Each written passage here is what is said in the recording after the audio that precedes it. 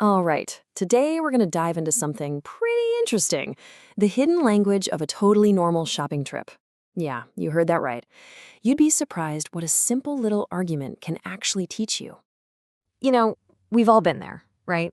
That little disagreement that just kind of pops up and seems like no big deal. But what if I told you that inside one of those everyday arguments, there's a powerful lesson just waiting for you to find it? Okay, to really see what I'm talking about, let's meet our two main characters, Alex and Jenny. They're about to go on a trip and they just need to grab a few new things to wear. Sounds simple enough, right? Huh, well, let's see about that. And this is where our story really kicks off. You see, their styles are, well, to put it lightly, they're polar opposites. Alex, he's all about that classic minimalist vibe, timeless stuff. And Jenny, oh, she's all about fun, bold, super colorful outfits. So, yeah, this is going to be a very, very interesting shopping trip. So, bam, the first clash. It happens the moment Jenny holds up this super bright, colorful shirt. Alex's reaction? It's instant. You can practically hear the gears in his head grinding to a halt, thinking, nope, no way, that is just not me. And of course, he doesn't just leave it at that. He fires back with this little gem, basically taking a jab at her entire closet. You can feel it, right? The tension is definitely starting to build. Okay, so at this point, Jenny is just done. She's totally exasperated. She decides she needs backup. So she flags down a store employee, this guy Ryan, and hits him with this super dramatic plea for help. And this is where things take a really fun turn. Ryan, he sees they're at a complete standstill. So he suggests a little challenge, a game, really. The rule is they each get to pick a full outfit for the other person, and they have to promise to wear it on their vacation. And you know what? They both actually agree to it. All right, it's time for the big reveal. Jenny comes back, super proud, holding this vibrant, really colorful outfit for Alex. And Alex's face? Well, let's just say he is not thrilled. He's staring at these clothes like they just beamed down from another planet. Then it's Jenny's turn to see her fate. Alex hands her this very classic, very minimalist outfit. And her reaction? Yep, just as horrified. To her, this isn't some chic, timeless look. It's just a pile of beige. So here we are. They both absolutely hate what the other person picked out. They kind of stomp off to the fitting rooms, totally expecting the worst. But what happened when they came out? Well, it surprised them both. First, Alex steps out, and Jenny's jaw just drops.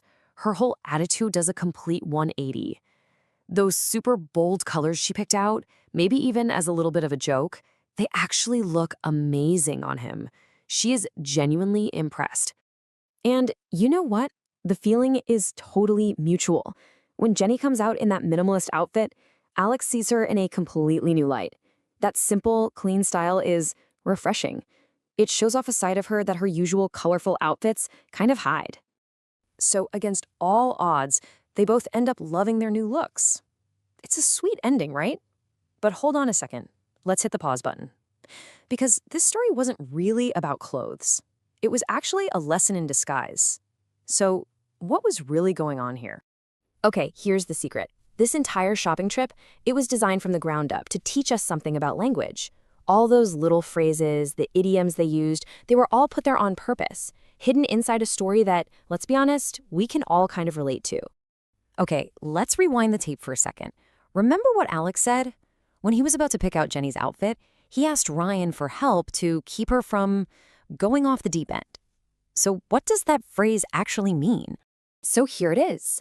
To go off the deep end just means to get super angry about something or to act in a totally crazy, over-the-top way.